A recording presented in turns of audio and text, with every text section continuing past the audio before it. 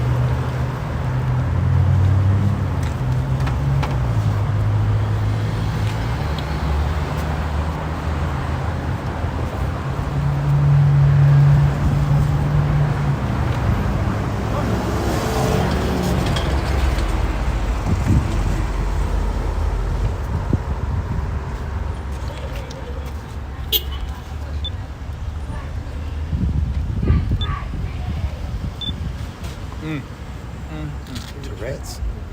Demons out. Yeah, all kind of spirits out there.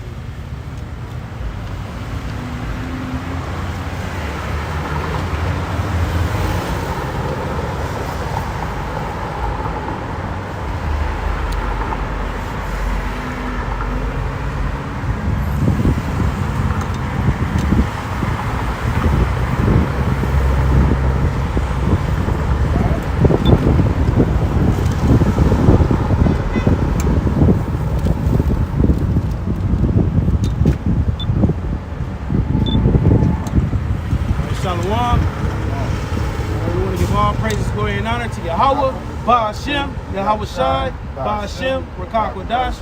Double honors to our elders and apostles, the great millstone that taught us his truth. Peace, love, and salutations to the hopeful like Akim, teaching and preaching his truth for all righteousness and sincerity. When the Israelites had prophesied the downfall of Babylon the Great, which is America, as always, our focal point is to push repentance and forgiveness of sins and to forewarn our people, which this message is for the elect, the remnant, the Israel, the Most High. But this testimony, this good news is for the elect, right? It's nothing but death, destruction, strange calamities. The fall of an empire is upon us, right? Talk about the end of Esau world, which Esau is a so-called white man, and he will be pushing his new financial system. You know, there's the Fed now that will be launching in July. And we're projecting things to move real fast, right? We speak about the devil shall come down with great wrath because he knows that he had but a short time. We talk about the glorious return of our Lord Yahweh Shai, which he's coming on so-called UFOs. The scriptures call them the chariots of Israel. And then we also speak about Jacob's trouble. The Lord Yahweh Shai talked about tribulation. Various prophets saw this time of trouble that we're entering into. You know, with the financial crunch that's going on, a lot of people are dealing with, financial instabilities. The cost of living is ridiculous. Goods and services is being limited. I was at a AutoZone yesterday, and it was barely any cooling in there. You know, amongst various other things. You know, you got the love of many waxing cold. The spirits is active. You know, so you want to watch how you're moving out here. A lot of judgment going out. A lot of women getting put down, children getting put down, men. The Lord is using all kind of weather, phenomena to bring judgment. Train derailments. You got the gas, creeping back up. So you got a lot of things that's happening right now, and we are to warn our people of the things that's going to be shortly coming to pass. So we're going to start in 2nd Esdras 15 and 1. Whatever.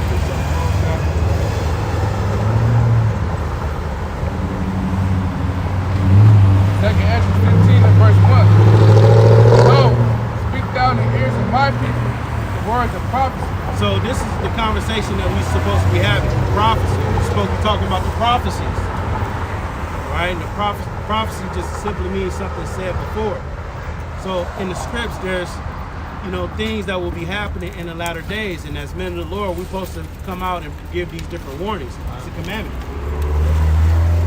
which I will put in thy mouth, saith Yahweh Shai. So this testimony that we have is channeled through us from Yahweh Bashim Yahushua. The Lord has put this testimony in our mouths. And it's nothing for us to glory in, because at the end of the day, this is the will of the Lord. Right? We all working for, a spot on a chariot, for salvation. So it's the Lord that put this in our mouth. Right? It says, and cause them to be written in paper, so they are faithful and true. So the prophecies, they're faithful and true, meaning they're going to come to pass. All right, we already seeing them coming to pass on a large level. It says in the last days, men shall be lovers of themselves, unholy, unthankful. You see that. We're seeing Esau getting exposed. Because Esau is linked up with the woman you read about in Isaiah 47 and how she's getting uncovered. So this whole system of Edomite supremacy is getting exposed by the prophecies in truth. Verse 3, it says, fear not the imagination against me, let not the incredulity of them trouble you that speak against me. So what is it saying here? It's saying that the Lord is putting the spirit on us to go and prophesy to his people. And that everything that we say is going to come to pass. And while we're teaching, you're going to have people that have certain imaginations and incredulity. You're going to have people that's going to try to discredit this message. And you're going to have people with these imaginations towards us. Y'all not men of the Lord. What y'all saying not coming to pass. Oh, y'all prophesying things that are far off. Oh, it don't matter what the Lord looks like. All these imaginations is going to get done away as the prophecies continue to pass. Or the MOTB is something else. It's not the implantable technology that y'all talk about. So all these thoughts and imaginations, the Lord is saying, don't worry about all that. Don't even trip on all that, because guess what? These prophecies, which are faithful and true, when they come to pass, then they shall know that it was a prophet among them.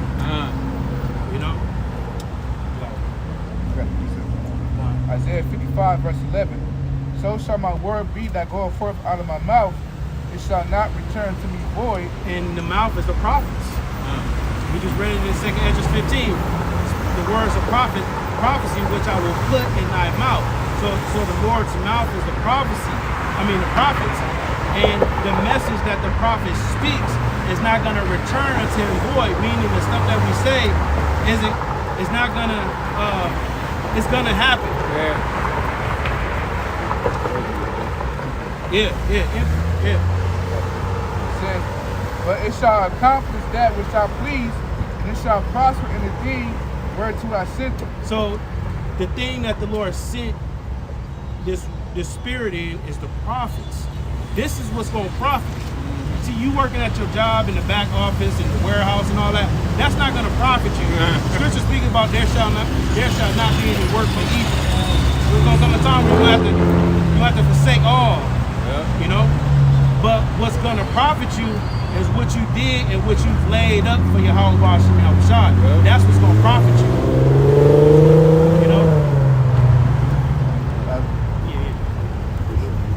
This Deuteronomy 18 and 20. But the prophet which shall presume to speak a word in my name, which I have not commanded him to speak, or that shall speak in the name of other gods, even that prophet shall die.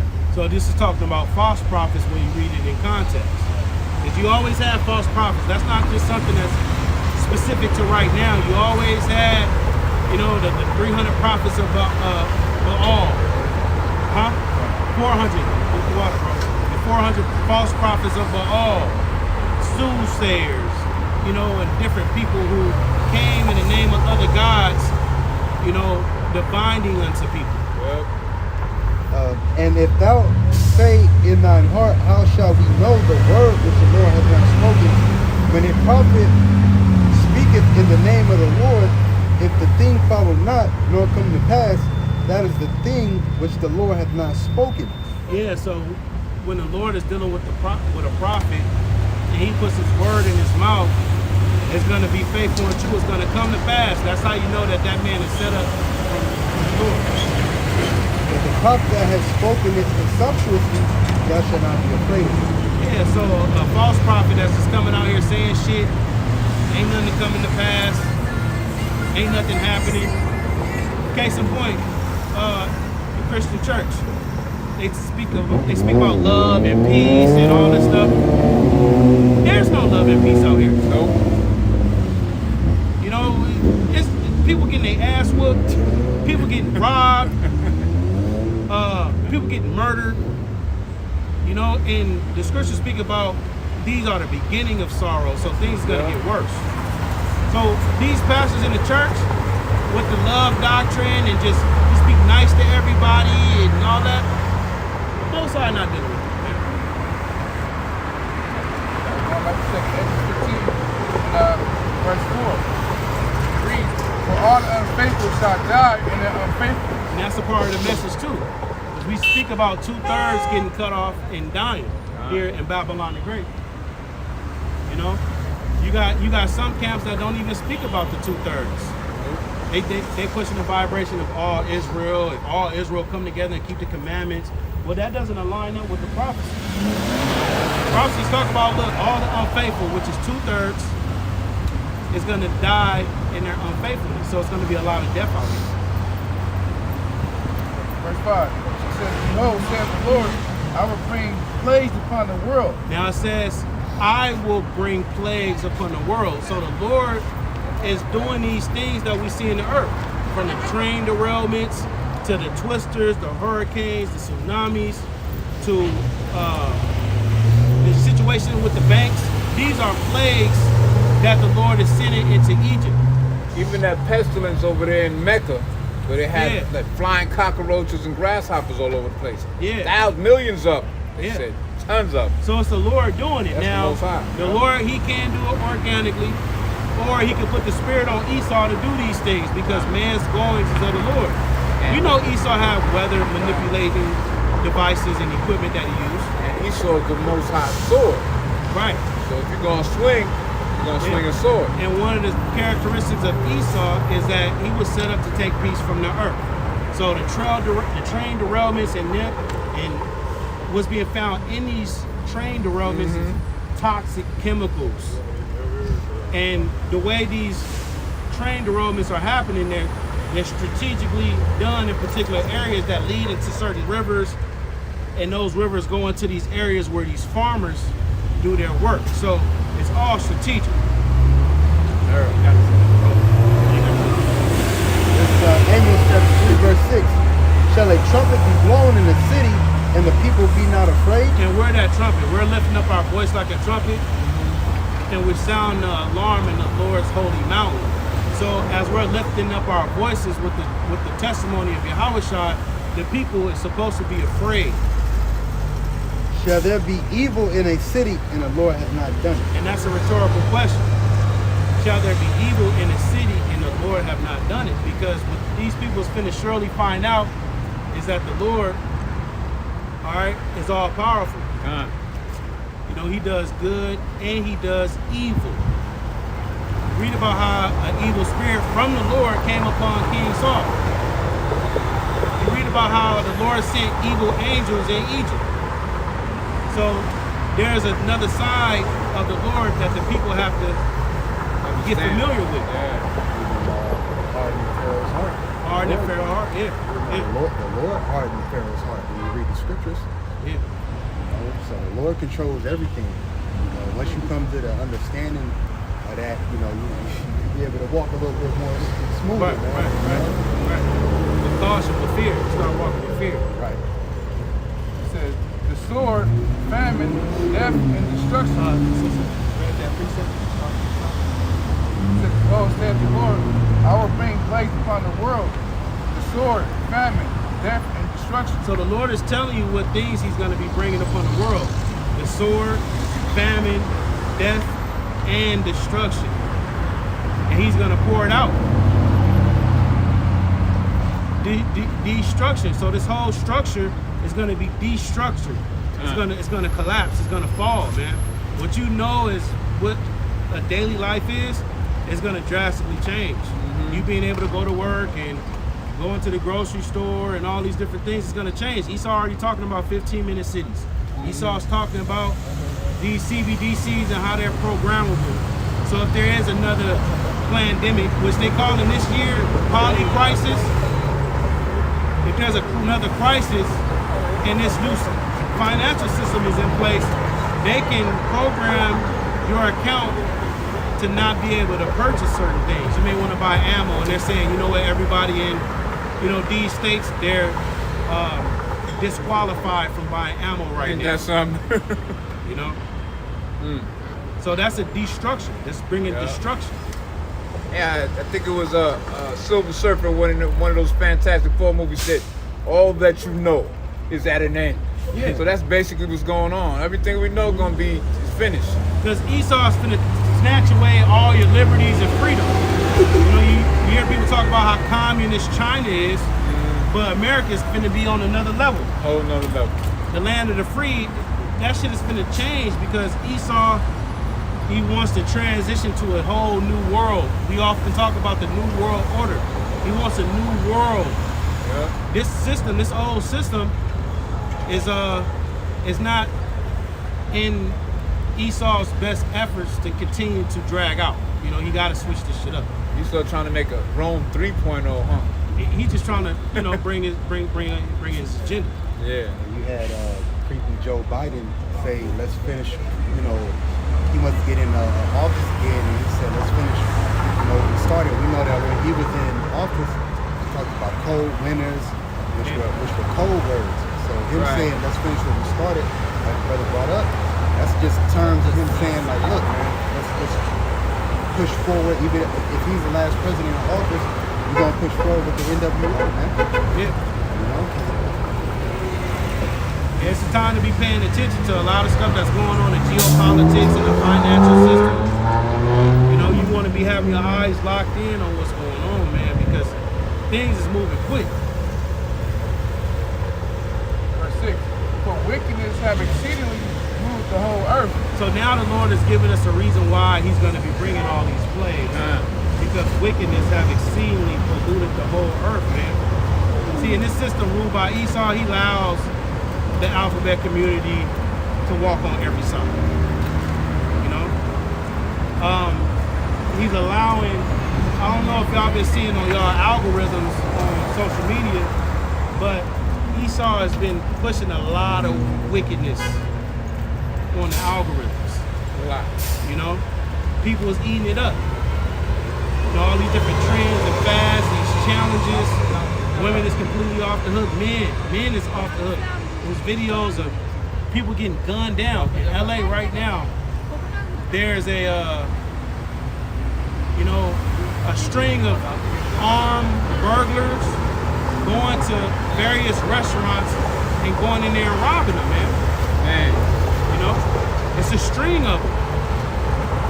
And then on top of people getting knocked over in the streets, getting jewelry snatched, getting stuff snatched from them. Scripture speak about Judah shall be a terror unto Egypt, man. Yeah.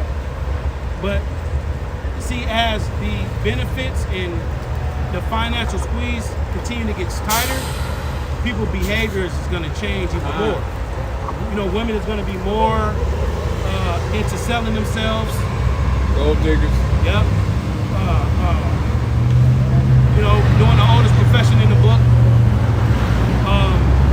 Men is going to be looking for the spoils. Yeah. Scripture speak about going into houses and invading them. So wickedness is exceedingly polluted the earth. On top of Esau with his religions, his philosophy, this Western culture, the music, the different lifestyle. Black culture is wickedness. That exceedingly pollutes the whole earth. Hip hop, rap, drill music.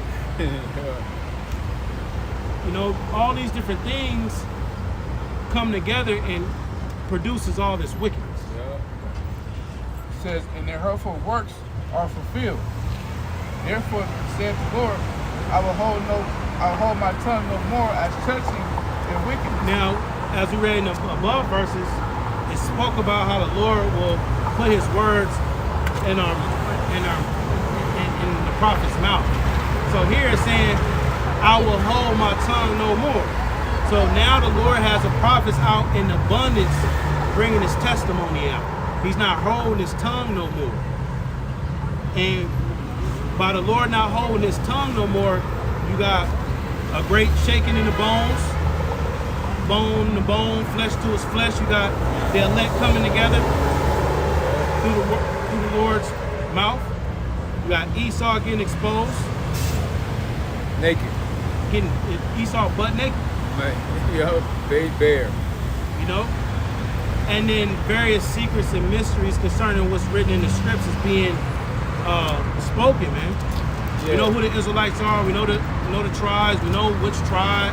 You know, we know which tribe is which tribe, and how the northern kingdom got over here. You know, we know particular things now. So the Lord is not touching, not holding back. It says, I will hold my tongue no more as touching their wickedness, which they profanely commit. Neither will I suffer them in those things in which they wickedly exercise themselves. So the Lord said, neither will he suffer them in those things which they wickedly exercise within themselves. So suffer means to allow or permit.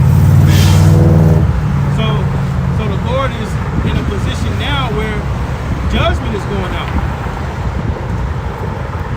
It says, behold, the innocent and the righteous blood cry unto me, and the souls that just complain continually. So that's twofold. You have men that have labored in this truth, and when they die, they go before the presence of the Lord, and they sigh, you know, for what's being done and what happened. But then you have us that's out here sighing and crying for all the abominations that be done in the midst thereof. We're sighing because of the oppressor, and the Lord hears that. You know, when you read about the story of Egypt, it speaks about how, you know, he heard the afflictions of Israel, and he remembered the covenant that he made with their fathers. You know? So the Lord hears the groanings, the different things. Daniel 7 speaks about how Esau shall wear out the saints of the Most High. So the saints is being worn out. You don't think they're praying and making supplications and begging the Lord earnestly to bring destruction, to put the spirit on Esau to fulfill these prophecies? The Lord hears all that. That's why you hear Elder Apostle Paul pushing out prayer. We put the vibration of prayer in, you know, having that frequency going out high, because the Lord hears that. And he knows, because surely oppression make a wise man mad. So he knows he's angry. Yeah. But we keeping the word of his patience. Yeah. Verse 9. Therefore said the Lord, I will surely avenge them and receive unto me all the innocent blood from among them. So the Lord got us. You know, this is a part of that testimony that you got to believe in. There's going to be a avenging for the saints of the Most High. And the saints are Israelites.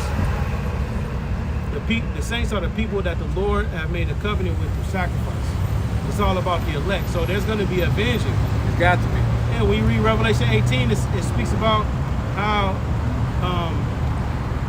the holy apostles and prophets being avenged during earth. Yeah, right. You know, so there's going to be an avenging, man. The Lord is going to lift up that standard and shake terribly the earth for us. Them that killed the prophets, they talk. Somebody got to pay for that. Yeah. Yeah. It says, behold, my people is led as a flock. And that's how it is in this system. You're not going to prosper here in this system. Elder Manatazak Bob, he did a lesson, or he reposted a lesson that he did a long time ago, going into how you're not going to prosper here, because whereas a flock led to the slaughter. Yeah. You know, you're here in Babylon the Great, you just led to the slaughter. You know, you're not going to be prosperous. But see, what Yahushua did for us, he said, ye shall know the truth, and the truth shall set you free. So we're free from different things now. You know, because we return to the Lord, we repented, and we're in this flesh trying to walk in the way of righteousness the best we can, you know. And we washed in this word, so now we have like a cloak, you know what I'm saying? We cover ourselves, you know? Yeah. So, and then we have a hedge of protection. And the hedge. So you got the sheep, the unfaithful, that's getting led to the slaughter. Black culture, the cares of this life, other religions, other lifestyles, getting the chip, all these different things, but then you have a remnant of those sheep with a hedge of protection about them. They're not going to get touched. And that's the benefits of serving the Lord. Well, it says, I will not suffer them now to dwell in the land of Egypt. So this Egypt is talking about America. When you read Revelation 11 and 8, it speaks about the great city being spiritually called Sodom and Egypt. All right, so this isn't talking about ancient Egypt. It says, verse 11, for I will bring them with a mighty hand and a stretched out arm. That's Yahushua. That mighty hand that the Lord is going to deliver the saints with is Yahushua. He's going to come and he's going to deliver. You did a lesson on it. You know, Yahushua is going to come and deliver the elect. That's that mighty and stretched out arm that the Lord is going to see here, man. And with deliverance, you're going to also have destruction. It says, and smite Egypt with plagues as before, and will destroy all the land there. So this land, America, the great city, Babylon the Great, the virgin daughter of Babylon, various different titles. The Lord is going to destroy this place.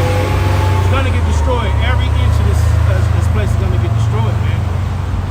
Apostle Peter, he saw it. He said the heavens being dissolved and melting and Fervent heat.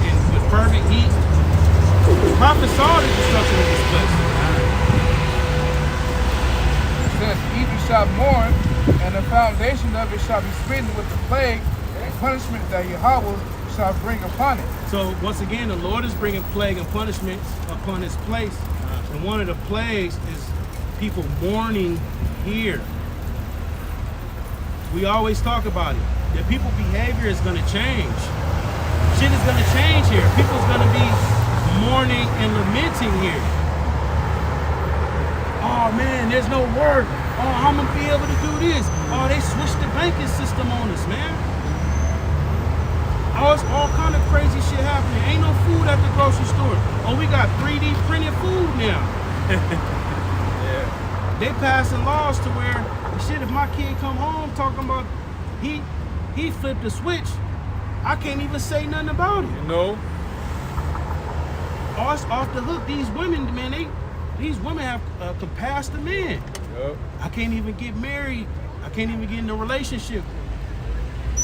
So this place is gonna times 1,000, man. It Yep. says, they that till the ground shall mourn, for their seed shall fail through the blasting in hell and with the fearful consolation. So it's segueing into the farmers. It's no coincidence that we're hearing farmers and ranchers. I was just riding horses last week, and I was talking to the lady at the ranch, and she was saying, hey, you know, a lot of these horses and cattle that we got, we've been getting them from auctions because, you know, a lot of farmers and ranchers, they've been selling them, and some of these is, you know, going to get slaughtered. So we've just been getting them. And I'm like, okay. So you having farmers and ranchers that are selling off cattle in order to be able to financially run, you know, the business. And it's gonna trickle down right to the grocery store. Yep. It's gonna trickle down right to the grocery store. So it's saying the farmers is gonna mourn. It's gonna, because the famine that the scriptures prophesied to happen very soon is gonna be an orchestrated famine. Meaning Esau is gonna hoard everything, kind of like how it was during the time of Joseph when he was in Egypt. Yep. Having everything and then rationing it out. Yep. You know? Verse 14. It says, woe to the world and them that dwell therein. So there's no peace to the wicked. Woe to the world and them that dwell therein. It says that in various books, the chapters in Revelation. Yep. Woe to the world, yep. Woe to the world and the sea and them that dwell therein, the inhabitants of the world. Because this time of trouble, can we get that real quick? Have not been. Daniel's on. Daniel. Yeah, we get Daniel 12, and maybe pick up from where you paused down on the circle edges because it's a little long and we just balance out.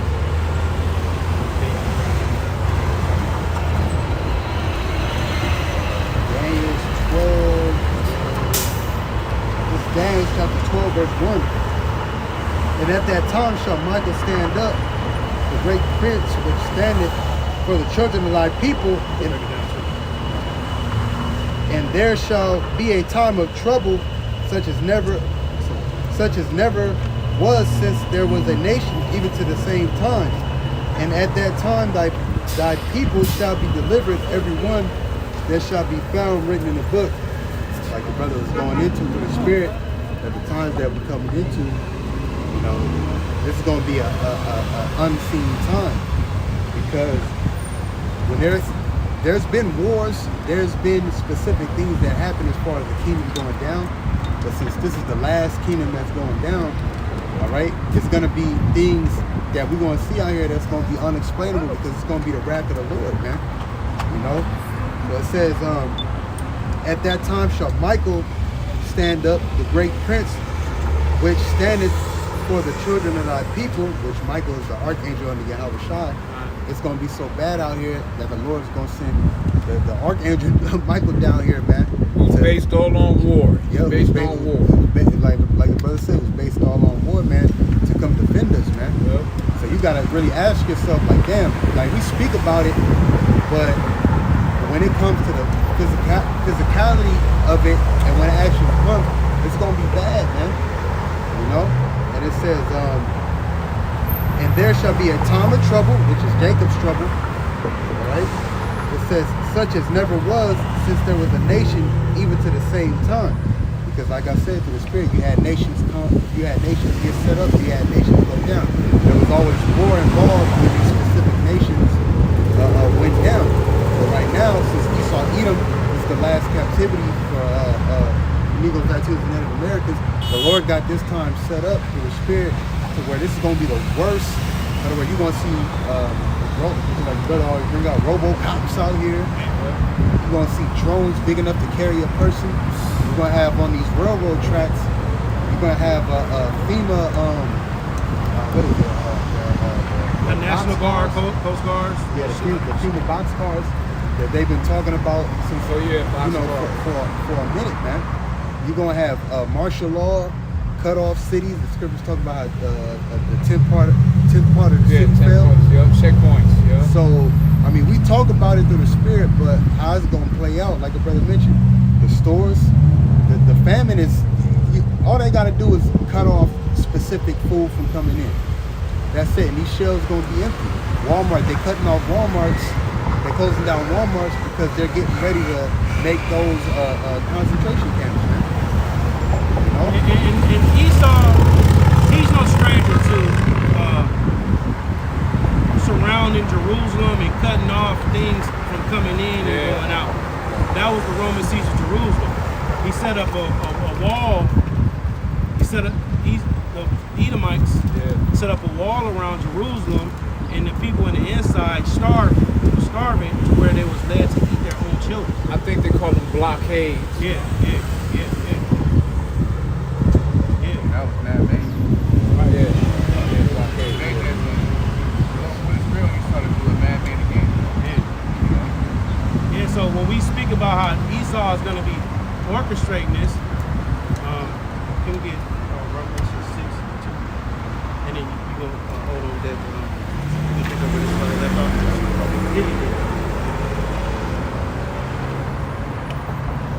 It's Revelation chapter 6 and verse 2. And I saw and behold a white horse, and he that sat on him had a bow, and the crown was given unto him. He went forth conquering and to conquer. This is Yahweh Shai, right? That white horse is a so-called what they would classify as a UFO. All right, but they're the chariots of Israel. They're known as a white horse, wheel within the wheel, whirlwinds, cloud, a roll. You know, Yahweh Shai, a stone cut out without hands. So Yahweh Shai, he's going to come on this aircraft with the innumerable amounts of angels, conquering shit. Okay? Read it, you know, I know you like Cain the Conqueror, but it speaks about Yahushua coming to conquer. It says verse 3. And when he had opened the second seal, I heard the second beast say, come and see. So there's prophecies being shown to Apostle John. It says verse 4. And there went out another horse that was red. This is talking about Esau, a red horse, or the virgin daughter of Babylon, or the dragon, the serpent, or the scarlet colored beast. These are all identifiers of Esau being in the position of power, ruling. Okay. It says, and power was given to him that sat thereon to take peace from the earth. And as it is written in John, what is it? I want to say the 3rd chapter. A man can receive nothing except it's given unto him from the Most High. So this power that Esau received, which Isaac gave it to him. All right. This is something that was given to him. This technology, the understanding of planes, the algorithms, the supercomputers, all this data, statistics. You know how he runs his system in wickedness. That was given unto him from the left-hand side of the Most High, but through the pride of his heart, which have deceived him, he believed that he came up with it by himself, and then he turns around and blasphemes the Most High, them that dwell in heaven, in the tabernacle. You know, he blasphemed the Most High. Yeah. That's why he's called the wicked, and that's what he was created for. Even certain like inventions, like the lights for the cars. You know, Esau, Edom, they stole those inventions from Jake. The Lord put the spirit on Jake. You know, when they were in slavery to make specific things. That's why I said Jacob is the former of all things. And Esau will steal it from him and give and like the brother said, you know, the spirit take credit for it. Yeah. Like Benjamin Franklin, he didn't have a key on a kite and discovered electricity, man. That's ancient technology. Jake had knowledge of how to use, because really lightning and things like that, electricity, man, that's a power from the Heavenly Father. God. But we had specific things in the ancient world, you know, through the spirit, to where we harnessed it. Benjamin Franklin didn't do nothing but just take from the former of all things, man. Absolutely. Yeah, because light bulbs is just light. There's a film in there, electricity passes through it, and then if you have incandescent lights, then you can see the fire going across the little films. There's film in there. I don't know if it's graphite or something. It's a graphite filament. Yeah, filament, and it's fire that passes through it, and that produces your light. But then Esau had LEDs now, which is halogen and all that. light emitting diode.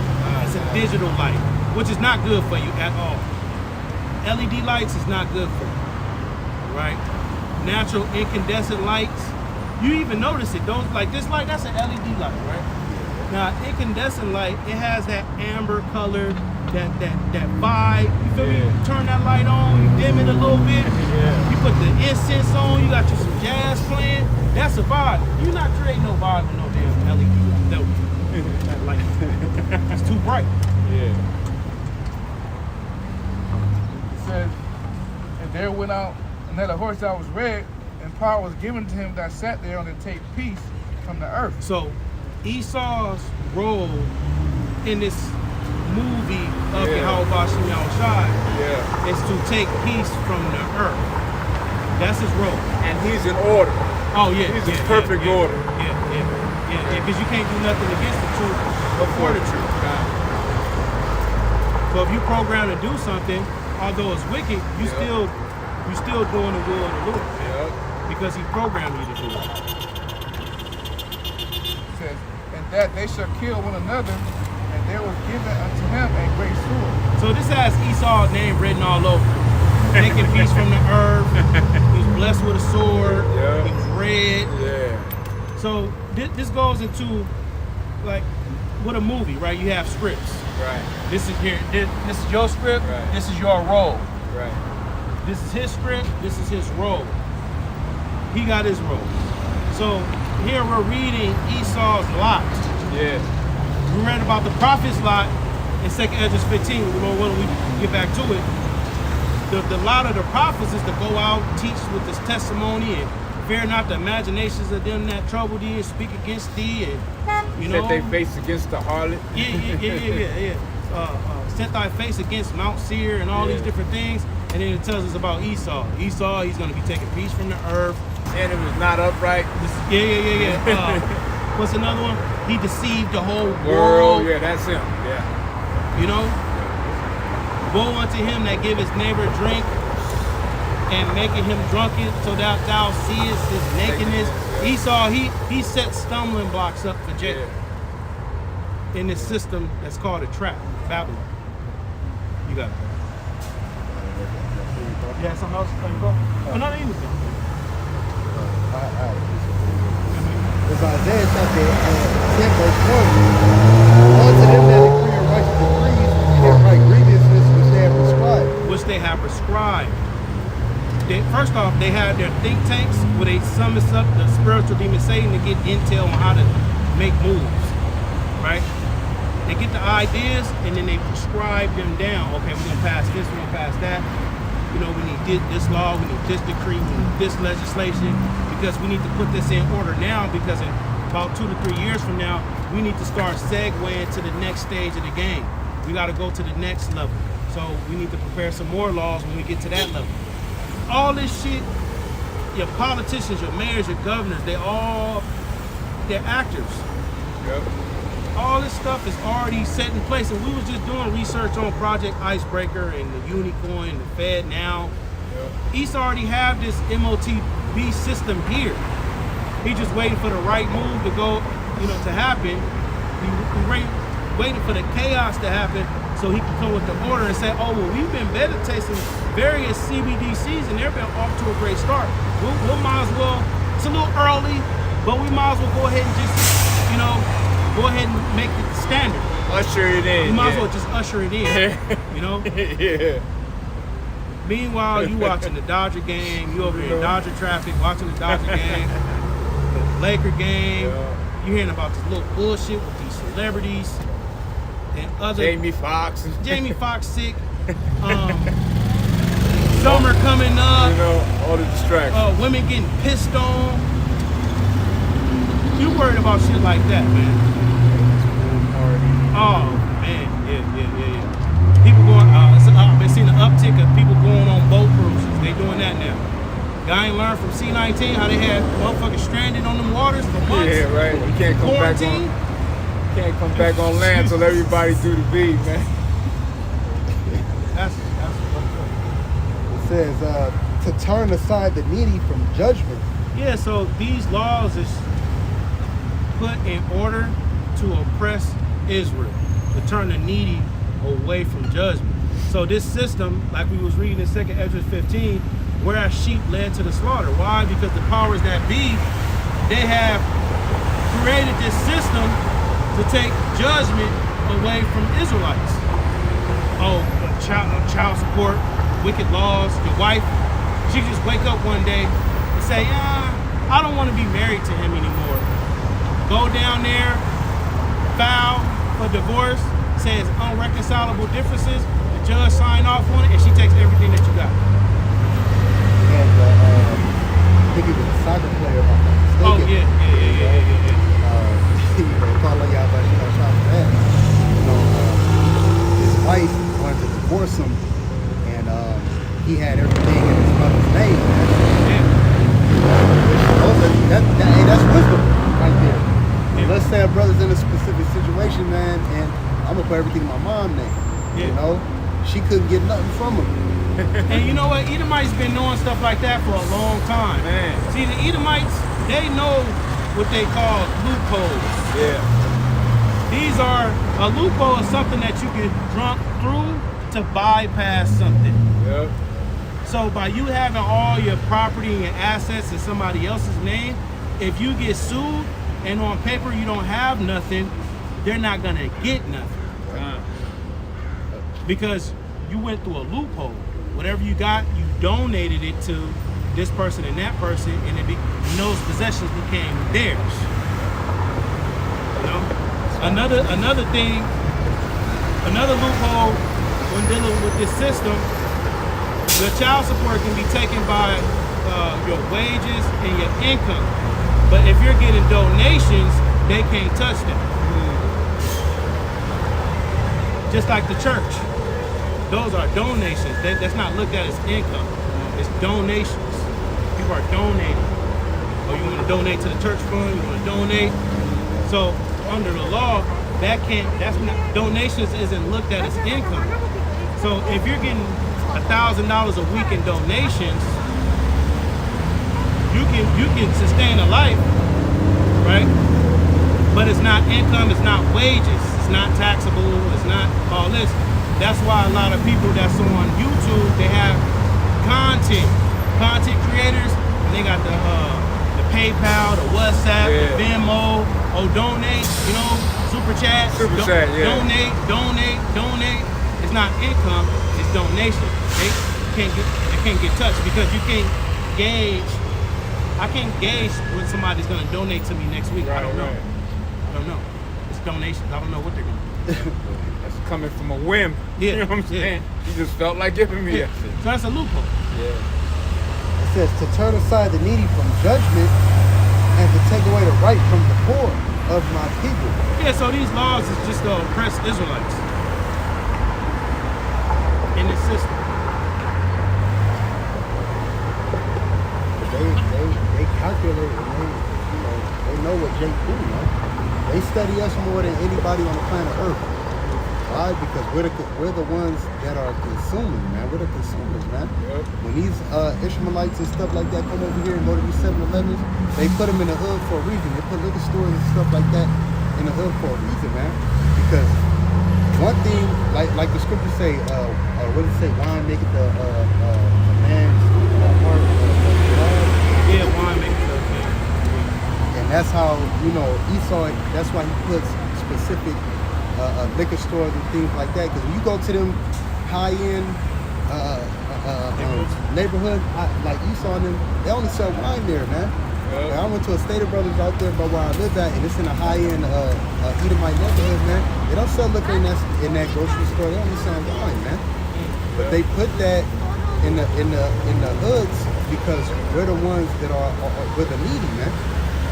Let's put this liquor store over here. Let's put this liquor store over there. Let's put this weed shop right here because everybody goes here. Then the smoke shop right next to the weed shop. Yep. Yeah. And there's a church on the other side. Church on the other side. Let's put the school over here because for the spirit. And then that's also another way to get Jake caught up. When they police around, they go to the spots where they know Jake gonna go hop in the car. He gonna go to the liquor store, hop in the car, grab a bottle. They can pull him over. Hey, can I search your car? It's systematically designed, man. That's it. Now look, we're just gonna ask you to get out, step out. I smell a little marijuana. Yep. That's all they need. A little residue, and they show you that on them down south shows where a lot of Jake get pulled over. All they need to do is see a little residue in your car, and they can take you to jail, man. Yep. Or just lie. Oh yeah, you can just lie, bro. Yep. It says that widows may be their prey, and that they may rob the fatherless. Yeah, so Esau sets the system to specifically afflict Israelites. And then women is his prey. Just like the serpent. Be like a lion seeking whom he may devour. Right. That's what he do. The hell?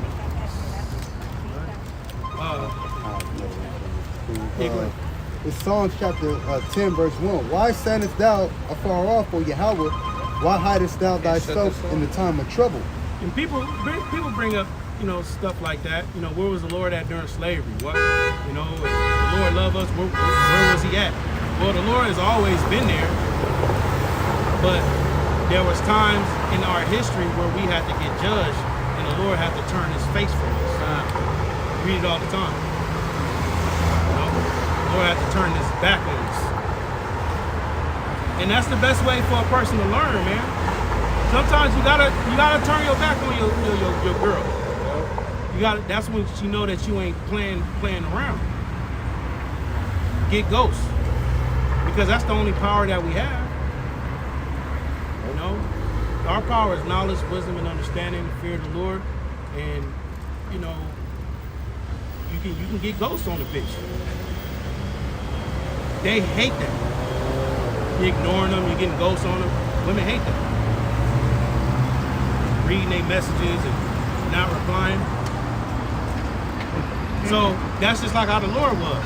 He was praying, Lord, where you at? The Lord was leaving us on red. Leaving us on scene. Yahushua, he prayed to the Father 3 times. The Lord didn't say nothing to him. The Lord, Yahushua was calling the Heavenly Father. The Heavenly Father was like, oh man, he calling again. His phone back in his garment. You gotta go through what you gotta go through, man. Yeah, man. And then also too, like the brother said, you know, where was God and slavery? Well, why were the slaves singing sweet loaves from cherry? Huh? What were they seeding in them plantations, in them field plantations? Like the brother said, the Lord was always there. But we're in the time right now where we're seeing these cherry and sweet loaves because it's the time of our captivity being over. They was out there on them plantations, they was seeing stuff. Yep. Just like how we be looking up and we be seeing, oh, what was that? Was that a chariot? You know, we was seeing stuff. Fishermen, like Esau with these fishermen that go out to sea, they be seeing all kind of stuff. Remember when the disciples was in the Sea of Galilee and they saw it was Yahushua walking on water, but they said, oh, wait a minute, it's a spirit. It's an apparition. There be stuff like that happening in the seas and the waters, and even with Christopher Columbus coming over here, it was St. Elmo's fire or a chariot that led him over here. Be different things, but what Esau does is he covers it up.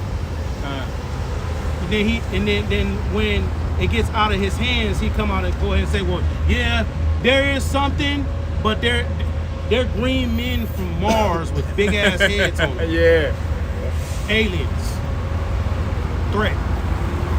No, those are the angels of Yahweh Shimon Shah that's going to come with the Lord Yahweh to take you down. Scripture speak about how you blaspheme the angels. You know? It just came out recently. Basically, there's a threat from out of this world. And that's been going on more than lately because through the spirit we almost look up for your salvation is near and you believe. So Esau's starting to come out because those chariots are unexplainable to them. You can't cover the chariots up how you want. You can't say this Independence Day. Ain't nobody seen an angel come out of the chariot. We know who they are. But Esau, he's getting to the point where he can't cover them up.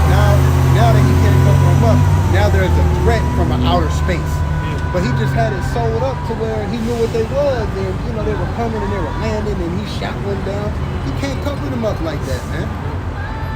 You know? Scriptures talk about flying objects, aircrafts, all through it. Hola, senor. It says, why hidest thou thyself in times of trouble? The wicked in his pride does persecute the poor. It's saying the wicked, that's Esau. It goes back to Malachi. So his agenda is to persecute the poor. But he does it with a smile on his face. He does it with a suit on. He does it with smooth speech. Yeah. He disguises it as, you know, helping you and all these different things. He's a serpent. Yeah, wickedness under his tongue. A serpent, the way it travels like, you know, so it don't come straight at you. Right. So you don't know, like, in Proverbs, it speak about the way, you know, a few things I would like to know, the way a serpent moves upon a rock. Yeah. You know? So Esau, he moves funny style. Yeah. He not straight. That's why it speak about Yahushua being that straight path, you know? There's nothing blocking the way. Right. It's just boom, straight straight way to him. That's what it's like they're saying, in a world where grass is cut, it's meant to show. Esau, Edom, like the brother been mentioning, grass is getting cut. Oh man. He's been exposed in the spirit. So now the snake is starting to show it, and he's really going to show his horns on these people out here, man. Oh, you know what, brother? Psalm 37.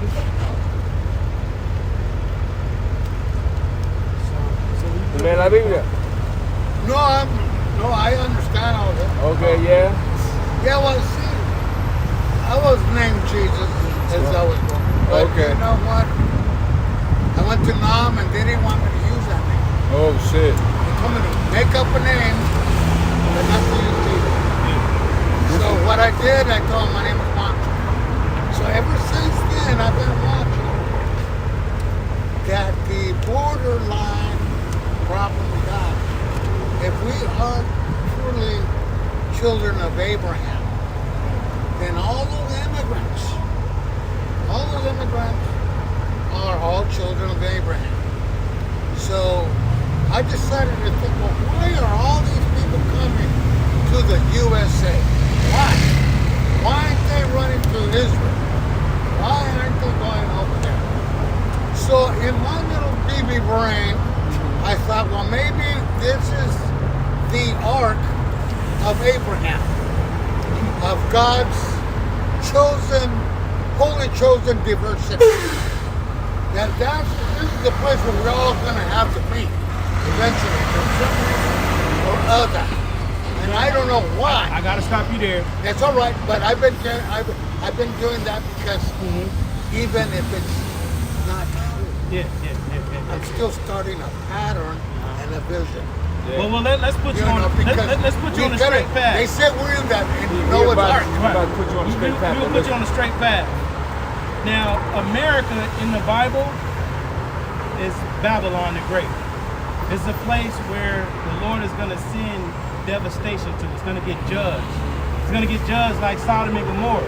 Oh yeah. A lot of people that's coming to America, I believe it. they're coming here to get judged. For the judgment. Well, see, you did take it to that. Me, I'm still trying to save people. Yeah, it's the doctrine. Yeah, The doctrine. because a lot of people, they think your approach, it probably is true. Look at this, but it's too extreme. Oh yeah. Well, To a the lot of teachings people. of the Bible are extreme. Even if a simple artist like Nat Kanye. King Cole was an extreme, Right. why can he sing like that? Yeah. Right? Right. Why are these people, my good brothers, do see this? We don't. Okay? But you gotta let us see it. Can I read something for you? That's real why quick? YouTube, go ahead, you guys, I take it. This is Isaiah chapter 58, verse 1. Cry aloud, spare not. Lift up thy voice like a trumpet, and show my people their transgressions, and the house of Jacob their sins. Sovereignty, that's right. Yeah. So the Lord has men in position to go out on the streets and bring out judgment Yeah. according to what's written in the scripts. Yeah. So through this judgment, there's also a testimony of who the world called Jesus Christ. And through that testimony, it will waken up the minds of the elect that's here in America. And when they wake up to the truth and believe, they'll have access to salvation when destruction comes. And this is what I'm counting on. Okay. Okay? Because, look, we all have Psalms. Yeah. We have our own Psalms Okay. being on earth. Okay. Okay? So I've been telling people that we're independent, individual contractors between all you and God. Because we're 1099ers, I'm telling people. Because a lot of people are shying away from a religion group, a pastor, a father, Catholic, or whatever. Yeah. So I just said, well, give them a back door. You're an independent contractor. Oh, man. You know, giving people at least an escape route because, Yeah. and I tell people, look at it, we have 24 hours of free will. Okay. But The truth. but if you don't edify God in those 24 hours, how do you want him to edify you? Pick you up. So I know you. I wouldn't think this week. Yeah. But at the same token, you know, I'm probably capturing a few that really are borderline, don't want to believe on anything. Yeah. So when I tell them, hey, you're independent contract, I see some relief for them as individuals, you know? Because, you know, the one man's all about discouragement, depression, running out of hope, Yeah. and that we're all alone, okay? I know that, see, because I figured it out, well, you know, when I was working for the welfare to work. What's your name? Jesus. Jesus. Yes, Hey, all right, cool.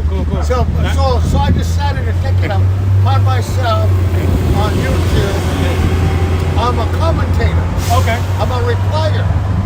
Not involved. I don't believe in having my own thing. Yeah. So I commentate on all the times that they're bashing the enemy. Hell yeah. And when they're bashing my black brothers and when they're bashing the Latinos. Oh yeah. Okay?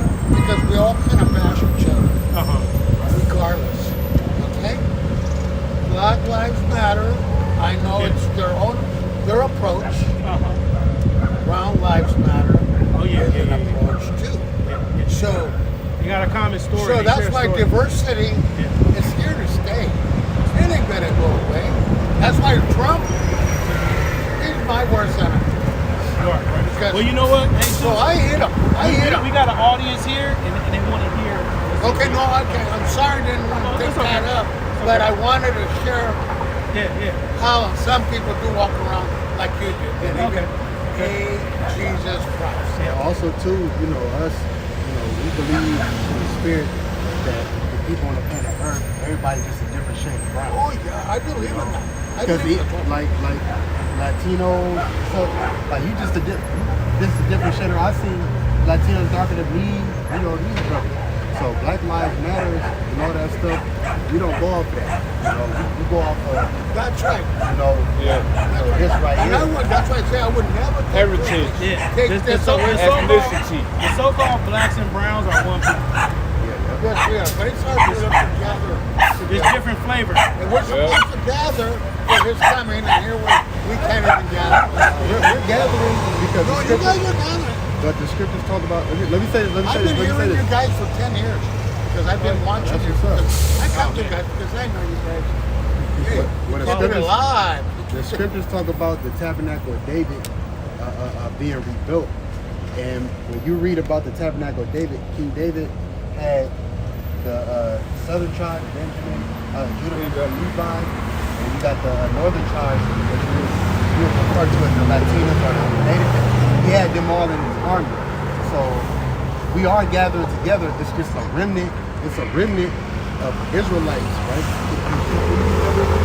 Okay, can I tell you about Can I get? Let me Trump, get this for you. Trump, Hold on. the criminalizer? Let me get this for Trump you. Then is a you can tell me. criminalizer. Let me get this for you real quick. To the spirit, because Gotta get rid of that thing, that criminalizer, Trump. This is Amos chapter 9, verse 11. In that day will I raise up the tabernacle of David that is fallen. now how was it falling? There was a split, Rehoboam and Jeroboam. Right. When you read in the book of Kings, there was a split between the southern and the northern kingdom. Okay, the northern kingdom, which the Latinos, Native Americans, Indians, stuff like that, they came over into the Americas. The southern kingdom, which is Judah, Benjamin, and Levi, they stayed over in Israel.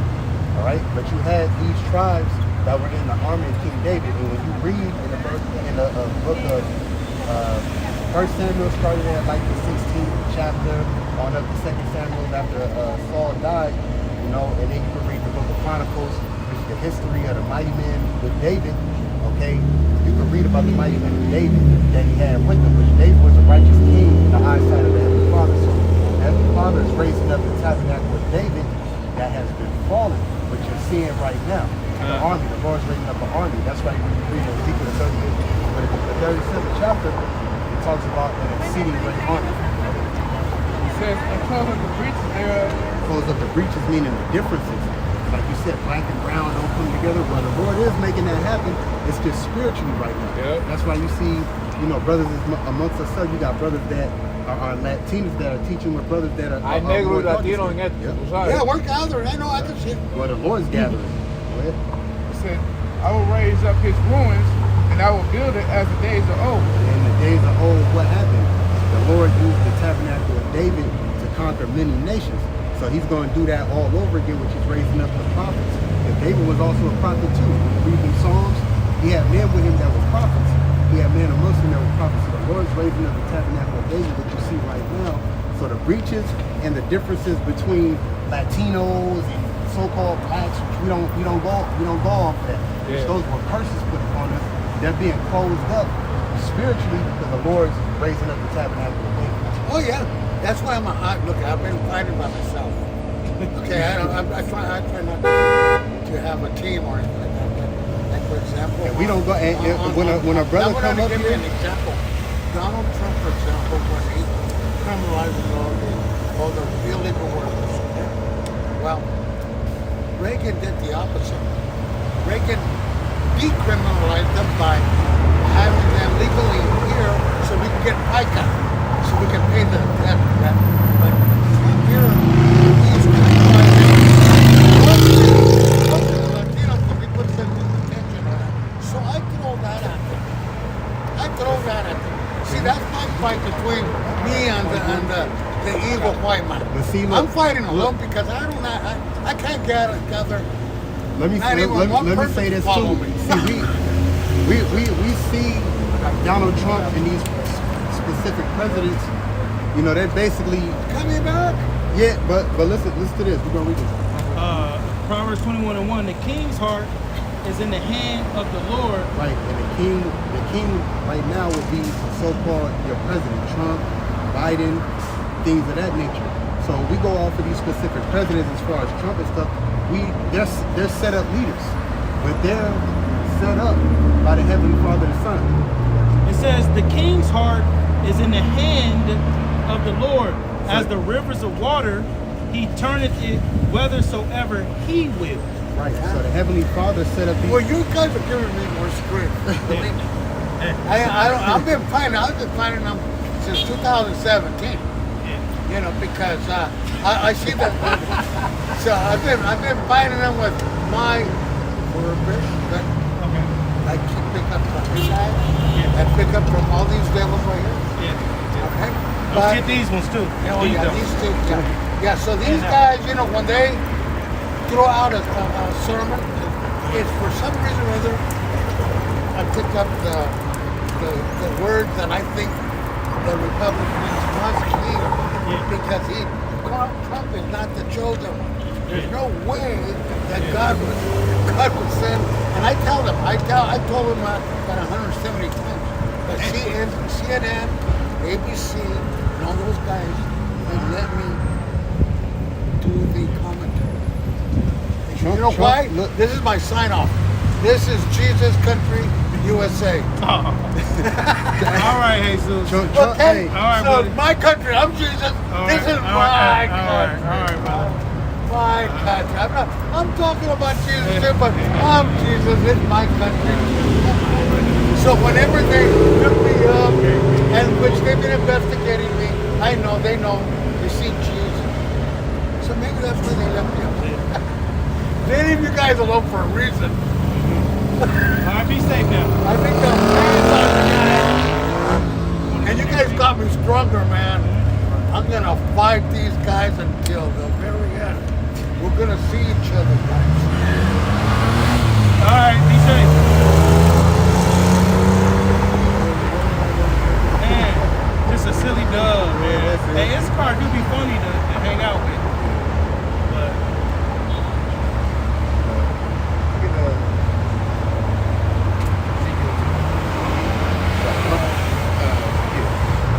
This is Ezekiel chapter 2, verse 1. And he said unto me, Son of man, stand upon thy feet, and I will speak unto thee.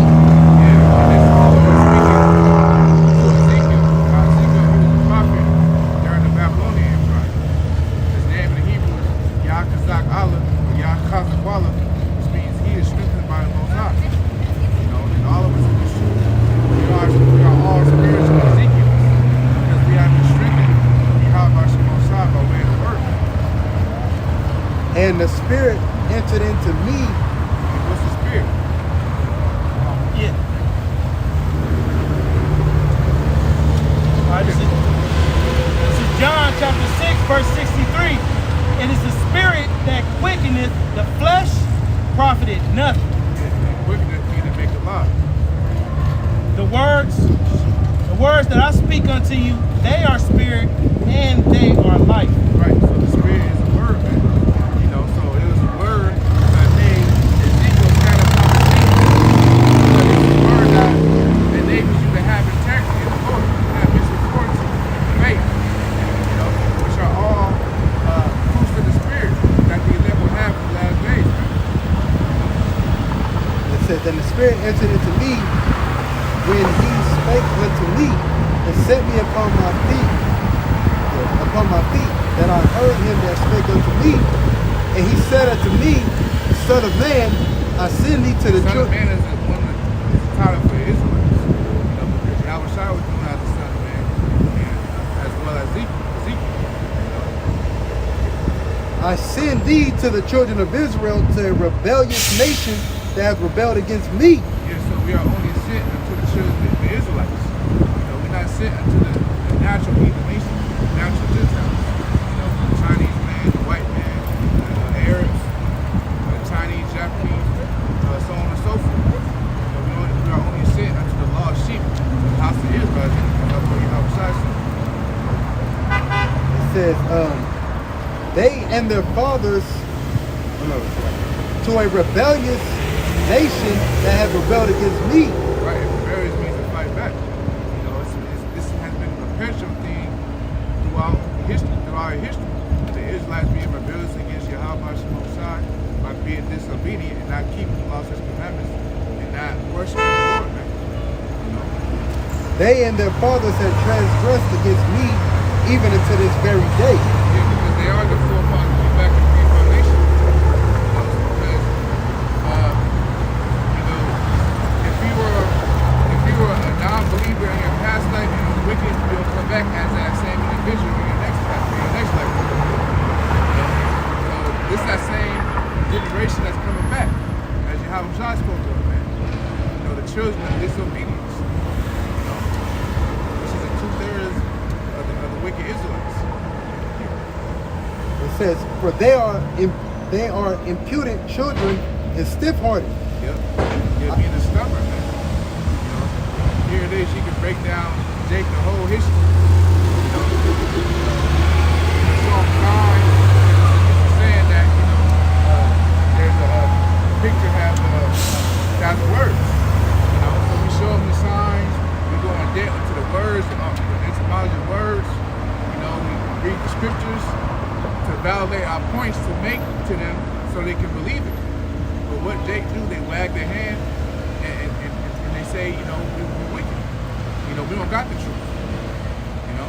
Prime example with the guy that came up here. You know, he was more focused on getting his point about Trump out versus, you know, really receiving the word. That makes him different. Like he wasn't like being receptive. Yeah. One ear out the other. That's stony hard. Nothing is getting in this. Nothing is getting in this guy. That's why Jake called Jake having like a Flintstone in the line. Flintstone is a very, very hard stone. Adam and Stone or something like that. The words of the Lord, make the mind fat. You know, when you have fat on a specific meat, that's how the Lord says fat. It's hard to get to that meat. Say these words, man. Get so thick-headed that it don't get through to you. Or they dealing with fat. It says, I do send thee unto them, and thou shalt say unto them, thus saith Yahweh our power. That's what you say. The Spirit, this is all from Yahweh Shai. Look, if you don't repent, you're going to die your sins. But if you do repent, you're already elect, you're going to be saved. You know, we warned Jacob of the being destruction, famine, pessimism, race wars, cannibalism, you know, famine, so on and so forth. you know, we warn Jake and tell him these plays are gonna come from the Lord, man. You know. And they, whether they will hear or whether they will forbear, for they are a rebellious house. And so we don't care whether they hear it, whether they take heed, repent, or whether they're not gonna take heed, not gonna what we did on our behalf was teach the word to them. Now they have no cloak for their sins. We washed off the blood of our hands by warning Jake. You know, according to Ezekiel 3:17. Because if we don't warn our people of the destruction, then their blood will be on our hands. It says, yet shall know that there hath been a prophet among them. Yeah, so when Jacob's trouble come in full effect, when all hell break loose, they're going to know that there have been a prophet among them. They're going to know that everything I've been saying through the spirit from Yahweh side was true. You know? Because one of the things the Lord tests our people is by sending us the type of man to our people. Because our people have respect for persons, man. You know? That's why when the rich man speaks, every man hold his tongue, hold his hands to the cloud. When it's the poor man, they do the, you know, that's teaching them the truth. They don't do that. Why? Because we don't have a voice in the society. You know, we're not looked at as prestige. You know, that's why when people see us, they got that dismayed look on their face when they see us, man. They think they can challenge you. Right. And that's why Apostle Paul said we're the outskirts of the world. This Proverbs chapter 8, verse 5. All ye simple, understand wisdom, and ye fools, be ye of an understanding heart. Yeah, we were all simple prior to us coming in the truth. It says, here, for I will speak of excellent things, and the opening of my lips shall be Don't get in the car accident. It says, for my mouth shall speak, verse 6, here, for I will speak of excellent things, and the opening of my lips shall be right things. For my mouth Yeah, that's the doctrine. You know, doctrine, that's opening the lips and saying right things.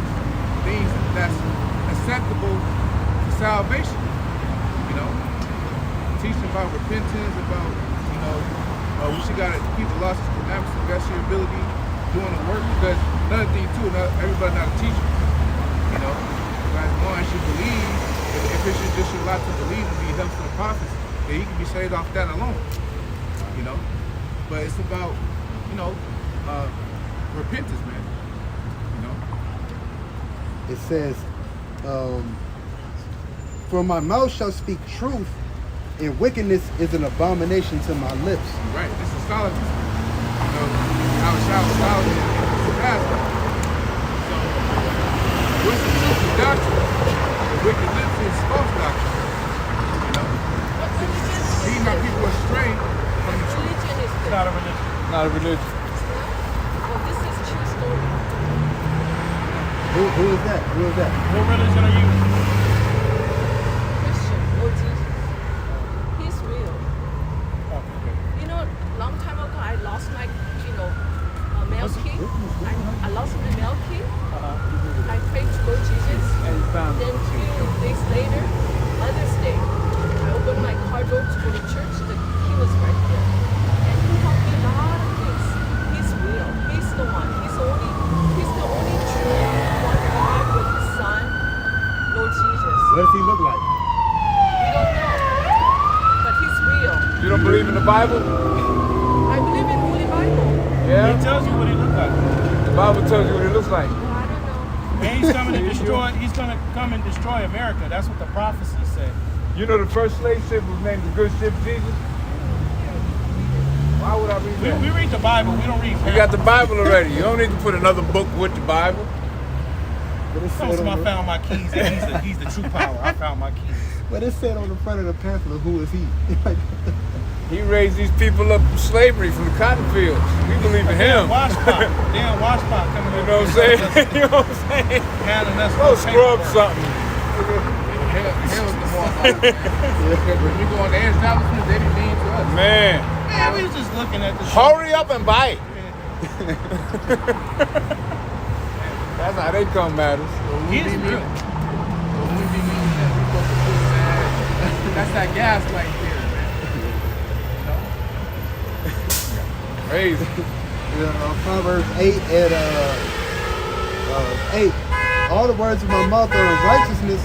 There was nothing forward or perverse in them. Yeah, because there's some hypocrisy in the Lord. Everything in the Bible, like we read earlier, like Esther 15, all the words of this book are faithful and true. Not one prophet of the Lord is going to go out of void. You know? And I noticed this right now. She's trying to hand Jake the pamphlet. Right, She nobody didn't. else, Yeah, she didn't try to get an Edomite with the stick. You know, she She trying to to have. other Moabites. She don't give it to other Moabites. But that shows you that they know our people are destroyed. Yeah, that's right. Yep, You know, yep. so let me try to alleviate the swords on it. You know what I'm saying? Lick some wounds Yeah. and shit. Yeah. You know? And Lick some then she wounds. comes up, like you said, talking about I found my keys and he's the real one and all that. We ask her, here it is, she can ask us all kind of questions. We ask her. She doesn't answer her, but she just spew out more madness. But what do you look like? Oh, we don't know what he looks like. Then we say in the Bible, it tells us exactly what he looks like. Oh, I don't know. Oh, I don't know. Yeah, they're put on the page. Oh, man, we just looked at that lady, man. Like the brother was saying, you know, like the brother was saying, they be trying to challenge us from what? You know, the scripture's undefeated, man. You know, especially when you got wisdom, knowledge, and understanding of the Lord, man. That's why she wrote off so fast, man. Like, oh, we don't know. Like, She came over here trying to convert us with that shit, though. See what I'm saying? Like, we up here need help or some shit. And we told her all this is finna get destroyed. And she left. this is verse 9. They are all plain to him that understandeth, and right to them that find knowledge. I remind people that said in Daniel 12 that all is all plain to the holy, but to the profane, not plain. Yeah. Stumbling blocks unto You the see wicked. that Daniel with Titus. It's one in Daniel 12, 12 and 10, and then the other one is in Titus. Daniel chapter 12, verse 9. And he said, go thy way, Daniel, for the word that closed up is sealed to the time of the end. Yeah, because it was fine. Understanding of the book was sealed. You know? But, you know, how was tried that led to the book being unsealed, and that spirit of life, how come, the spirit of knowledge and understanding, how come biblical? Life is talking about that.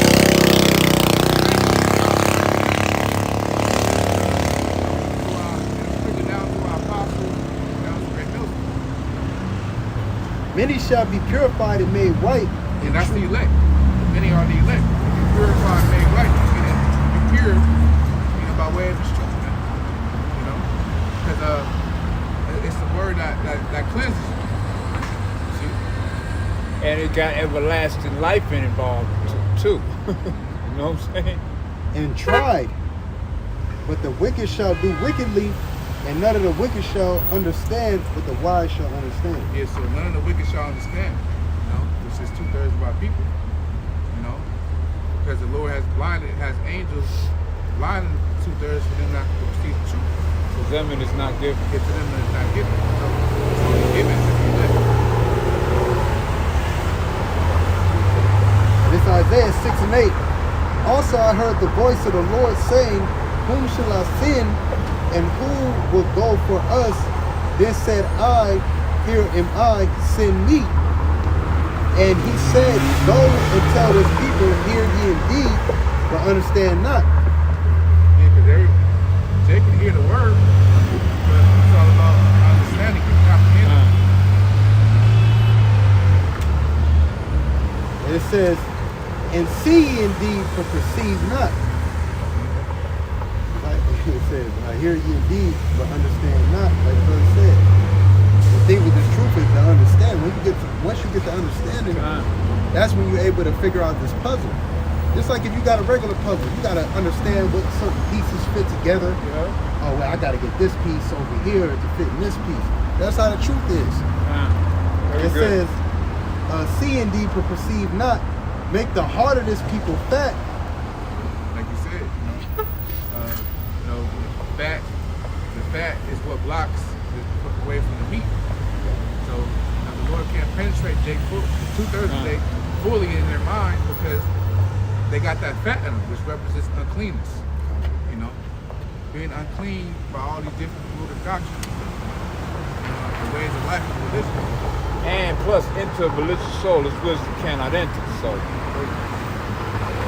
And make their ears heavy and shut their eyes, lest they see with their eyes and hear with their ears and understand with their heart and convert and be healed. That's the thing, the Lord doesn't want all Israel to convert and be healed in this time, right now. You know, only his elect. You know, so you can't find fault with the Most High if he wants this to play out. You know, this is the will of Yahweh Shai. The Lord can destroy his creation. He's a potter. He can dismantle the clay as he wants to. And form it. If you want to make a part of the clay, if you want 2/3 of the clay to be destroyed, then yeah, right? You don't need that. They're going much to come more. back abundantly in the kingdom anyway. Yeah. Still living it up. In their right mind. You know, so you're going to come back. Can we go back to Ezekiel 2 in this case? It says, verse 11, then said I, Lord, how long?